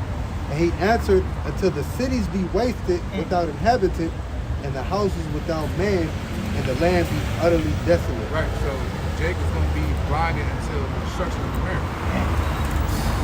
They're going to wake up. Jake will finally wake up. You know, when all hell breaks loose. As we read earlier, they shall know that they've been prophet moment. Yep. You know, so they gonna know what we were saying was the truth, but it's gonna be too late. While yet it was a place of repentance open to them, they despised it, man. they understood it not and despised it. Just like the ark. But Drake got that album. If you're reading this is too late. You know? By the time Jake get to trying to go into the book, and it's gonna be too late, man. Because it takes time to digest this. This is Yeah. not, you don't come out one weekend, challenge the prophets, go back, study all week, and then try to come back. It takes time for you to eat this meal, man. The scripture said that the word of the Lord is more potent. Oh, Restrictions, do's and don'ts, discipline. And Jake is gonna live their life right. They like that taste of Being honey. valuable harlots. Ezekiel chapter 2, verse 6. And thou, O son of man, be not afraid of them, neither be afraid of their words. Yeah, because we get threats out here, but it's been some fights, but it's been threatened, Jake be talking shit out here, man. They be talking shit. They come over here, they see the signs, and then just, especially older Northern Kingdom women, but you'll see them like if you watch the video later, you'll see them in the back doing this. That's why if they had the power, they would try to kill him. Cause that's what happened with they try to kill Gideon out there. Yeah. That's how Esau came out. Yeah. Because with Gideon, his name was also named Jerusalem, who destroyed the altar of Baal. When he destroyed the altar, they wanted to kill Gideon for that. And that was their God that Jake was worshiping. So if Jake had the power now, because this is their God that they will try to kill this man. Hey, but you know what the Lord told Gideon? Thou shalt not die. It's 2 Ezra chapter 1, verse 32. Words of assurance right there. I sent unto you my servants, the prophets, whom ye have taken and slain and torn their bodies in pieces, whose blood I will require of your hands, saith Yahweh. Yeah, so Jake was all, but Jake, it talks about they hated him not repentance in the game. Amos 5:10. They abhor him that speak uprightly. So our people, they're known as the prophet killers, man. They killed the ultimate prophet, our Lord Yahweh. You know, it was meant for him to die on the cross, but it had to be a reason why he had to. You know, but because it says in Hebrews that prophets were sawn asunder. So they was literally cutting, the prophets in half. Yeah. How much hatred Jake had for the prophets. It says, verse 34, and your children shall not be fruitful, for they have despised my commandment and done the thing that is evil for me. Not being fruitful, that's a curse. So being barren, being Oh man, it's a reproach. approach, having abort their kids, Miscarriage. miscarriages. Those are curses. Yeah. Because the Lord said you shall be fruitful and multiply. So the opposite of that would be barren, miscarriages, which is a curse. That take away from the woman's blessing. The reason the woman from the planet Earth is to help us procreate.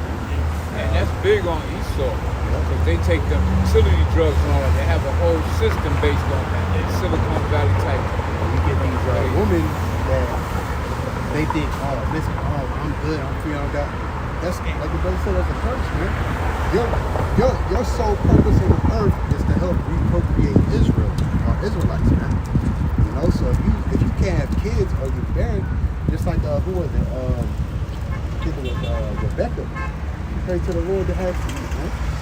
And she was like I think of an older age, and the Lord allowed her to have seed. So it's really the Lord that controls the womb anyway. But to not have seed or children, even Samuel's mom,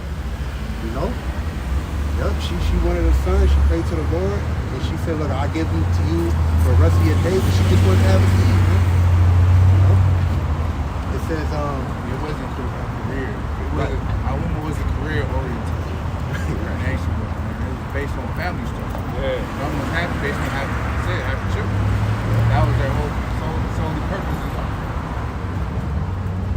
and it says, "Your houses will I give to a people that shall come, which not having heard of me, yet shall believe me, to whom I have showed no signs, yet they shall do that I have commanded them. They have seen no prophets, yet they shall call their sins to remembrance and acknowledge them." Those are the Israelite foreigners that Apostle Paul was going to.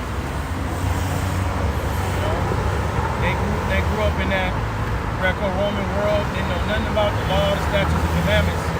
But when they heard the teachings of Yahushua, it resonated with them. And they were looked at as Gentiles to the circumcised. Circumcision, yeah. They was looked at as Gentiles from the circumcision. To the Jews,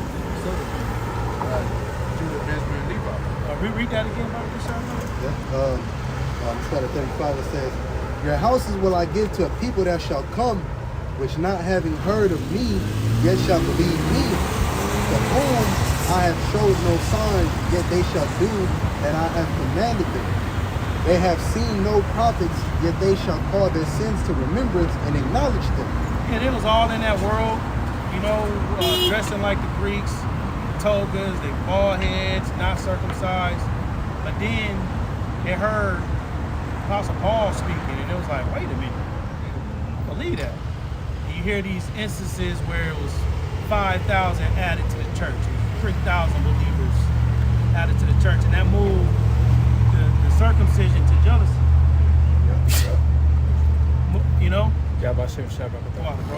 I moved the circumcision to jealousy because it was like, why is Paul bringing these strangers with him? But those were the branches that was plucked off, that were broken off, that through the teachings of Yahushua, they was being grafted back in to that vine. They were being grafted back in. end. But as it says there, they didn't know nothing about the prophets. They didn't, people I don't even know, all these different things. But when they heard the teachers, it resonated. Just like us. You was all in black culture and wanted to play basketball, be a baseball player, and have your little successful janitorial service, be a comedian. And then we heard this truth, and we was like, man, they speak. Brought back to our remembrance. Yeah. When we read about the Bible, we would automatically think about small hats. It's only for them. Well, from my style. So when we heard this, they said, it's because we in this situation because of the curses and then the prophecies. They said we would come over here in ships, and then Judah and Israel was oppressed together, and that's why the black and brown community, it resonated with us, and we was like, damn, we wanted to hear more. Just like the Israelites that called Gentiles. They was coming back the next Sabbath day to hear more. If you did not count, that was Paul and Barnabas. Yeah, we're trying to get it real quick. I think it's Acts 15, 13. Yeah, we got to hearing about how they would hold themselves not guilty and all that kind of stuff. I just like it. That don't happen. Resonate. That never happened to none of the small hats. Yeah. They ain't got no testimony on YouTube. How they woke up. Oh, no. This is the book of Acts, chapter 13, verse 42. And when the Jews were going out of the synagogue, the Gentiles besought that these words might be preached to them the next Sabbath day. Yeah, because they resonated with the word, man. Because it was for them, because they were Israelites. The heathen can't bear witness to this truth, man. Now, when the congregation was broken up, many of the Jews and religious proselytes followed Paul and Barnabas, who, speaking to them, persuaded them to continue in the grace of the Most High. So he's pushing the vibration of, growing this. And the next Sabbath day came almost the whole city together to hear the word of the Most High. And the whole city was busted. But when the Jews saw the multitude, they were filled with envy. Because they looked like the heathen nation. But they were Israelites. Because the Jews, they were carnal. You had to look like an Israelite. You had to, wear your fringes. Just you like had to be folks born. in them. You had to be born in land. Hot, black, dark skin. You gotta have woolly hair. That look like Sam. That's them. That's them. That's why 14 of them were trying actually they fit the description. Brother, you ain't got the fringes on. I don't know, brother. You too light skinned, brother. You got green eyes too. I don't know, brother. Where you say you work at? Oh, bro, you gotta quit that job, brother. You can wear your fringes. That's how these boys get down, man. Envy. Then there's envy. It says, but when the Jews saw the multitude, they were filled with envy and spake against those things which were spoken by Paul, contradicting and blaspheming. It says, then Paul and Barnabas waxed bold and said it was necessary that the word of the Most High should first have been spoken unto you. Going into the prophecy, and that's exactly right. It says, but seeing ye put it from you, and judge yourselves unworthy of everlasting life, lo, we turn to the Gentiles. Is that a question? Yes, how y'all doing? You got promotions or anything? Oh no, we just come out here every week and we teach. You have a The reason question? why I asked you because I'm from Richmond, Virginia, Okay. and I'm familiar with y'all guys about comparison. Because one of my nephews practices the same religion. Okay. Okay. That's good. So that's why I asked. We're on YouTube. Okay, yeah, but Lord willing, every Sunday we're here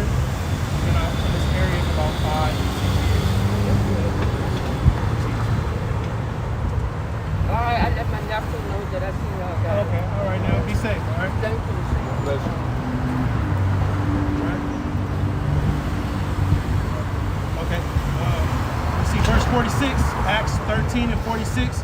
Then Paul and Barnabas waxed bold and said it was necessary that the word of the Most High should first have been spoken unto you. Yeah, because the Lord is gonna save the tents of Judah first.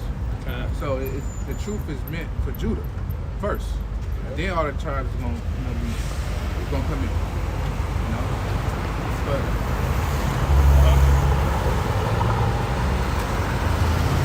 it says, but seeing he put it from you, they don't want to believe it. He dealing with them, he bringing these people in. I ain't doing it. It says, but seeing he put it from you and judge yourselves unworthy of everlasting life, lo, we turn to the Gentiles. yeah, so they turn to the Israelite foreigners, not the actual heathen nations. Talking about the Israelite foreigners. That was speaking Greek, the half bald heads wearing togas, speaking the actual Greek language. Barbarians. And if you read the scriptures, It was all Israelite foreigners, I believe. right?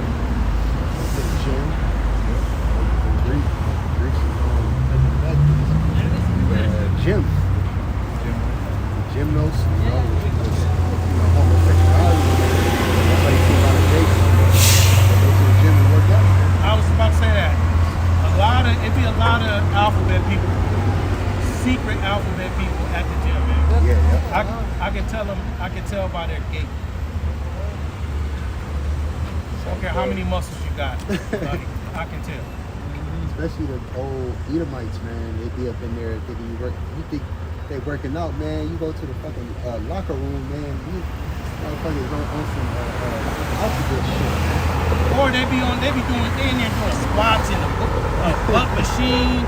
Like, working your ass cheeks out there, man. It's only certain machines that's supposed to the ones you sit down, you like do leg curls. I mean, you like lay down, like slap. Oh, yeah. That's like for women. Yeah. Because they ass be bust out. You go in there, you'll get on the leg machine or something. But you in there, curl bar, you in the bench, you might do some deadlifts, some squats, you do some chest press. You pulling yourself up on the bar, you on a cable machine. You're not in there doing Squats. glute exercises for your ass cheeks, man. I don't care how many muscles you got. You doing that shit, I'm looking at you crazy. It's glute day. Because them squats, they work all that out anyway. Yeah. Because that's a compound exercise. It's your legs, your back, all kind of shit. But if you in there just doing they got there how they leg up like this, and then they get out. Yeah, that's. Let me ask you. Yeah. It don't look masculine.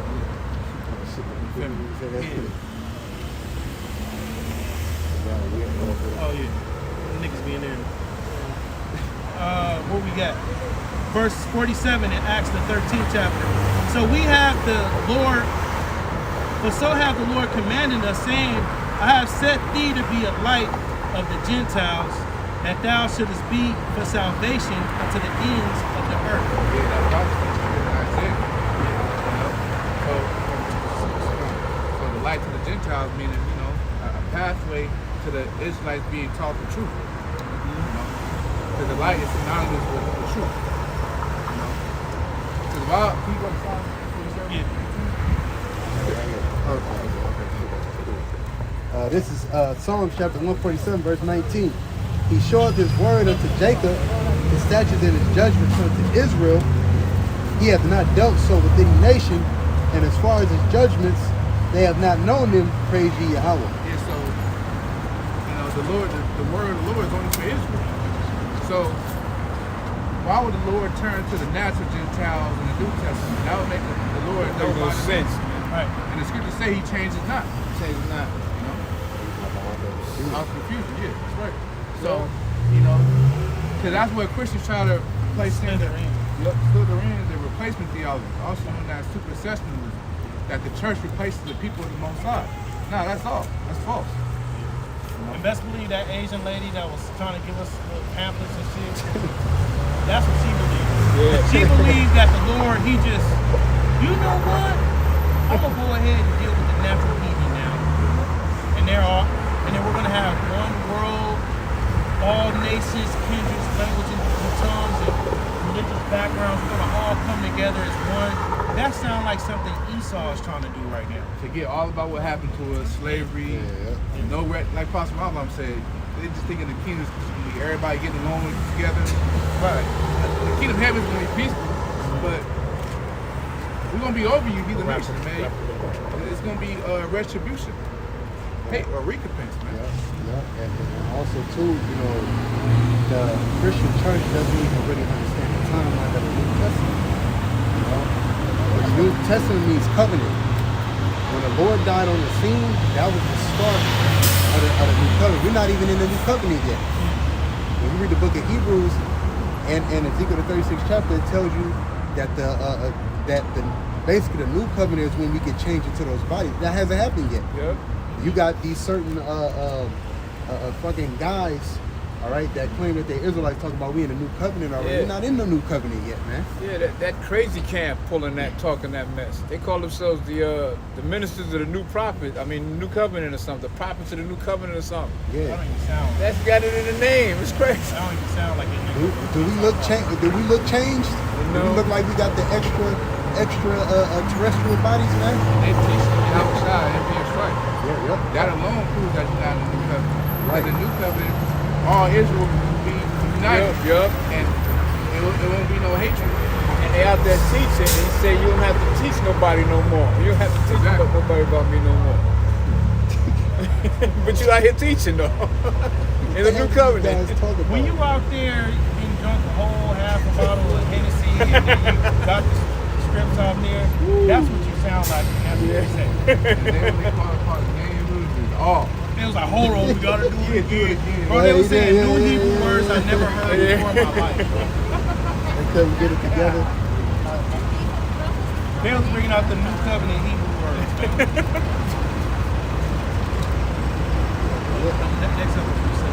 Okay,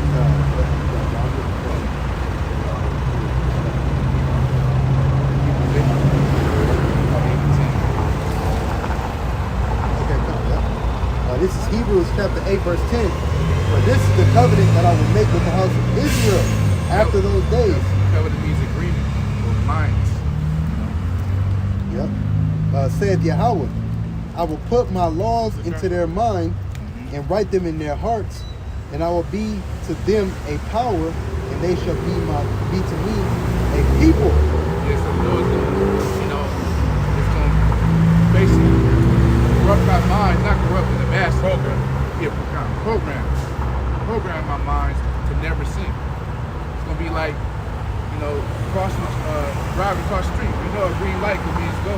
Right. You know, a yellow light means slow down. A red light means stop. So it's gonna be like that in the kingdom. To make an analogy on how we never gonna sin.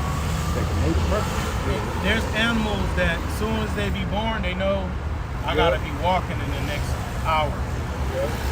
Because there's enemies out here. Them little turtles be born on land and know they gotta make it to the ocean by sundown. They're not mistaken. Yeah. They go, I mean, it's always some exceptions, but majority of them, they go right to where the water at. That's that never seen incorruptible the wisdom. And they never seen the water before. They just know. Yeah.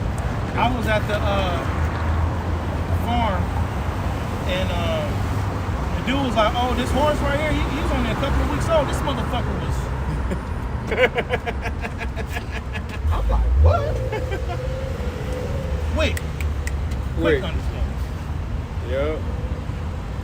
It says, and they shall not teach every man his neighbor and every man his brother, saying, know the Lord, for all shall know me from the least to the greatest. That's what we're doing now. We're telling Jake to know the Lord. But in the kingdom, that's not going to be like that because we're going to be programmed to be righteous. It says Isaiah, all our people shall be righteous. See, the elect, they're going to make it on the first go round. Our kids going to come out, to the spirit, with the elect warnings, like the 2/3, they're going to come back in the kingdom, but they're going to be born in righteousness because we're going to already have that embedded in us, man. That's why it says, saying, know the Lord, for all shall know me from the least to the greatest. You know, because yeah, the children that come, because you got right now, you got a generation full of degenerates, man, Yeah.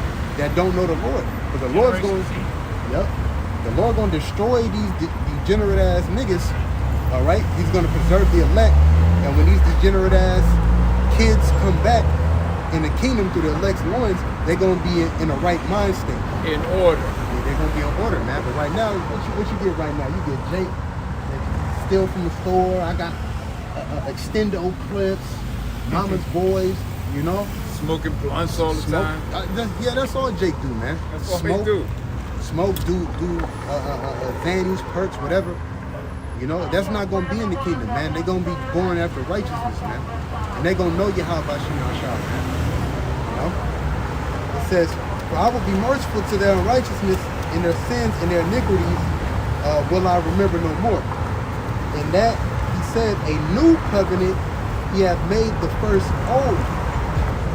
Now, that which decayed the waxes old is ready to vanish away. Yeah, because what was the old covenant? The Lord made a covenant with the Israelites, you know, through Moses by giving them the law, statutes, commandments. You know, Leviticus 26:46. That was the first covenant. But since the Lord found fault with us by not keeping that covenant, He's going to make a new one in the kingdom. That's because He gave Moses the law, statutes, commandments on stone, which the stone represented what? Israel's stony mind, which is the mind to go off. That's why when Moses came down from Mount Sinai, and Joshua was like, look, he was like, hey, they over there dancing, singing, and it's not a cry for war, it's not a cry for this and that. Moses threw down the stones of tablet and they broke. But that was a representation of Israel breaking the law, statutes, and commandments. I got one more. This is Ezekiel chapter 36, verse 26. A new heart also will I give you, and a new spirit will I put within you. I will take away the stony heart out of your flesh, and I will give you an heart of flesh. And I will put my spirit within you, and cause you to walk in my statutes, and ye shall keep my judgments and do them. And ye shall dwell in the land that I gave to your fathers, and ye shall be my people, and I will be your power. I will also save you from all your enemies, and I will call for the corn and will increase it, and lay no famine upon you. Lord gonna treat us right. Yep. There ain't gonna be no famine in the kingdom. You know, it's gonna be a abundance of blessings. So that's perfect. That's gonna be the new covenant, and that only applies to us, Israel. Solomon and Yahweh.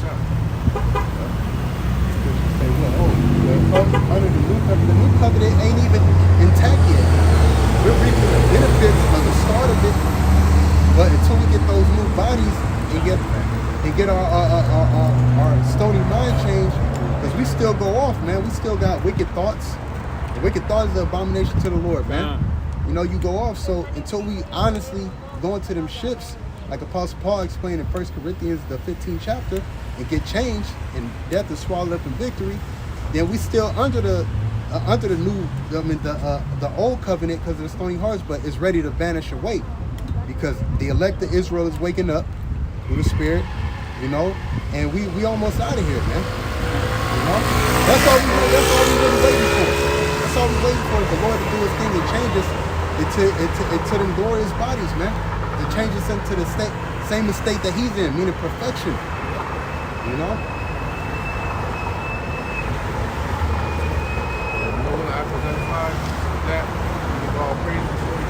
Yahweh, Ba'ashem, Yahweh Shai, Ba'ashem, Ba'akodash.